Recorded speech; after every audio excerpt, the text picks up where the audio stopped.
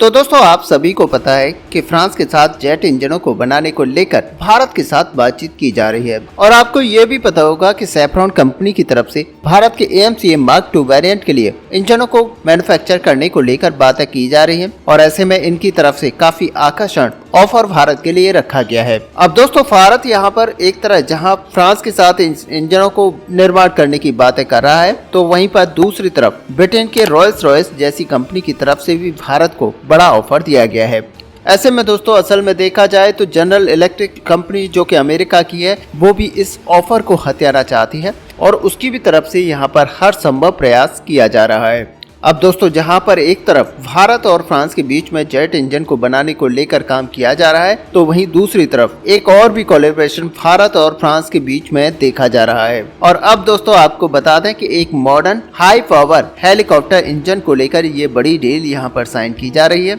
ऐसे में इन हेलीकॉप्टर्स के इंजनों का इस्तेमाल भारत के IMRA जैसे हेलीकॉप्टर के अंदर किया जाएगा। मीडिया रिपोर्ट्स में यहाँ तक दावा किया जा रहा है कि भारत और फ्रांस के बीच में हेलीकॉप्टर के इंजन को लेकर जो जॉइंट वेंचर था वह अब उड़ान भरने के लिए रेडी हो चुका है। ऐसे में भारत फ्रांस के बीच में जो डिफेंस रिलेशनशिप है उसे और भी ज्यादा मजबूत करने के लिए भारत की तरफ से हिंदुस्तान एरोनॉटिक्स लिमिटेड और फ्रांस की तरफ से सैफ्रॉन हेलीकॉप्टर इंजन के बीच में हाल ही में एक जॉइंट वेंचर को लेकर अनाउंसमेंट किया गया है, जो कि भारत के लिए इंडियन मल्टी रोल हेलीकॉप्टर या फिर ऐसे कहें कि IMRH हेलीकॉप्टर प्रोजेक्ट, जो कि एक नई जनरेशन का इंजन यहाँ पर डेवलप करेंगे। ऐसे में दोस्तों आपको बता दें कि इससे न केवल भारत और फ्रांस के बीच में डिफेंस रिलेशंस यहाँ पर मजबूत होंगे, बल्कि भारत हेलीकॉप्टरों के इंजन के मामले में आत्मनिर्भरता की तरफ आगे बढ़ेगा। ऐसे में भारत की जो फ्यूचर एवियोनिक्स टेक्नोलॉजी है उसमें भी ज्यादा बढ़ोतरी होगी।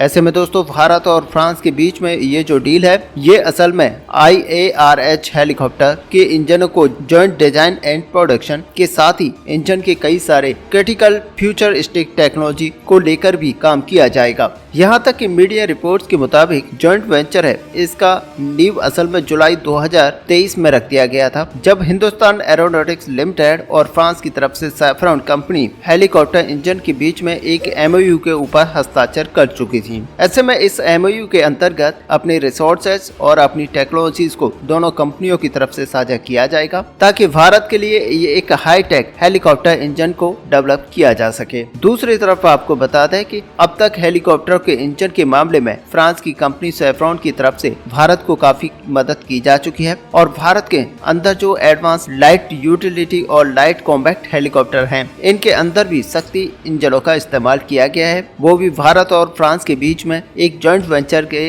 अंतर्गत ही इस हेलीकॉप्टर इंजन को बनाया गया है। लेकिन दोस्तों आपको बता दें कि इन शक्ति हेलीकॉप्टर्स का जो लिफ्टिंग कैपेबिलिटी है और साथ ही इनका जो पावर है वो इतना नहीं है कि IMRA हेलीकॉप्टर के अंदर इनको इस्तेमाल किया जा सके। ऐसे में दोस्तों आपको बता दें कि IMRA जो एक प्रोजेक्ट है, इसको 13 टन कैटेगरी का हेलीकॉप्टर का प्रोजेक्ट है, जो कि भारत के पुराने हो चुके Mi-8 और Mi-7 हेलीकॉप्टर्स को यहाँ पर रिप्लेस करने के काम आएगा। और आपको बता दें कि इन पुराने हेलीकॉप्टर्स को इंडियन नेवी के बेड़े से रिप्लेस किया जाएगा। और साथ ही आपको बता दें कि नए मीडियम रोल या फिर ऐसे कहें कि मल्टी रोल हेलीकॉप्टर्स की जगह को यहाँ पर इन्हीं हेलीकॉप्टर्स के जरिए फिलअप किया जाएगा। वहीं दोस्तों एक रिपोर्ट में दावा किया जा रहा है कि ये 13 टन कैटेगरी के हेलीकॉप्टर के लिए भारत को 2000 किलोवाट या फिर ऐसे कहें कि 2800 हॉर्स पावर इंजन का आवश्यकता है, जो कि शक्ति इंजन यहाँ पर देखा जाए तो इसकी इंजन क्षमता जो है 1068 किलोवाट या फिर ऐसे कहें कि 1432 हॉर्स पावर की है।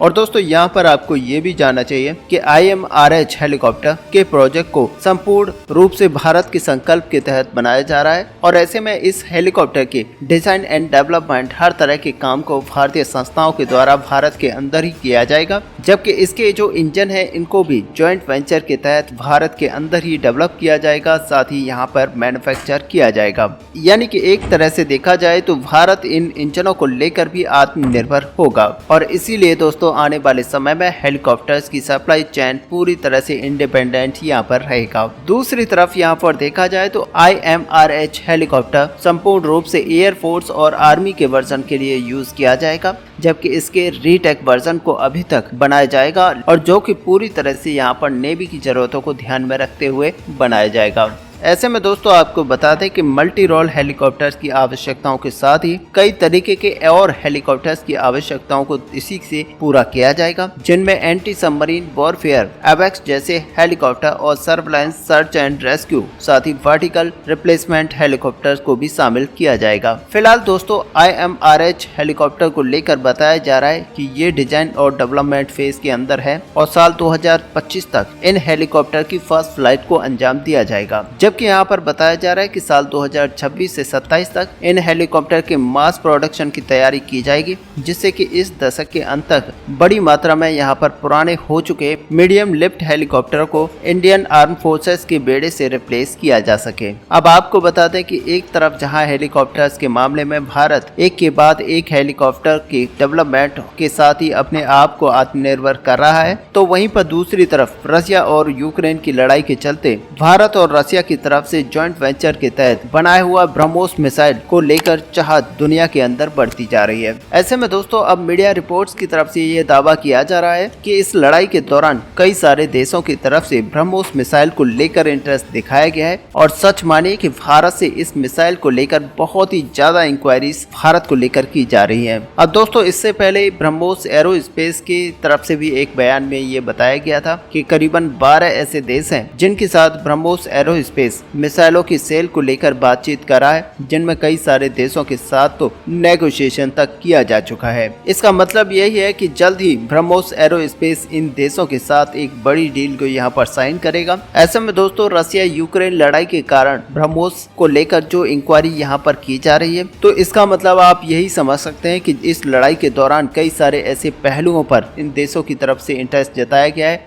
जो कि इन देशों को अब लगता है कि हमारे यहाँ भी बड़ी मात्रा में ब्रह्मोस जैसी खासकर मिसाइल को होना चाहिए। हालांकि दोस्तों आप देख सकते हैं कि रशिया यूक्रेन के युद्ध में भी खास करके क्रूज मिसाइलों का उपयोग किया गया है और क्रूज मिसाइलों की क्षमता को देखते हुए कई सारे देश हैं जो कि अपने बेड़े के अंदर इन क्रूज मिसाइलों को इंडक्ट कराना चाहते हैं और इसीलिए भारत के साथ कई देशों का इंटरेस्ट यहाँ पर क्रूज मिसाइल यानी कि ब्रह्मोस मिसाइलों को लेकर बढ़ रहा है। और दोस्तों सच मानिए कि कई सारे देशों की तरफ से हमारी ब्रह्मोस मिसाइल को बहुत ही ज्यादा पसंद किया जा रहा है और ऐसे में यहाँ पर कई सारे देशों को अपनी पुरानी मिसाइलों को रिप्लेस करना है और रिप्लेस करने के लिए ब्रह्मोस मात्र एक ऐसी मिसाइल है जो कि सबसे फास्टेस्ट मिसाइल है और सच मानिए कि इसको दुनिया के सबसे ताकत तरीन मिसाइलों के रूप में माना जाता है। और ऐसे में कहा यहाँ तक जाता है कि ब्रह्मोस मिसाइल का तोड़ दुनिया के किसी भी देश के पास नहीं है और ब्रह्मोस मिसाइल को इसकी रफ्तार के कारण पहचाना जाता है। इसके साथ ही इसकी पिन पॉइंट जो एक्यूरेसी है वो इतनी ज्यादा अधिक है कि ये छोटे से छोटे टारगेट को निशाना बना सकती है।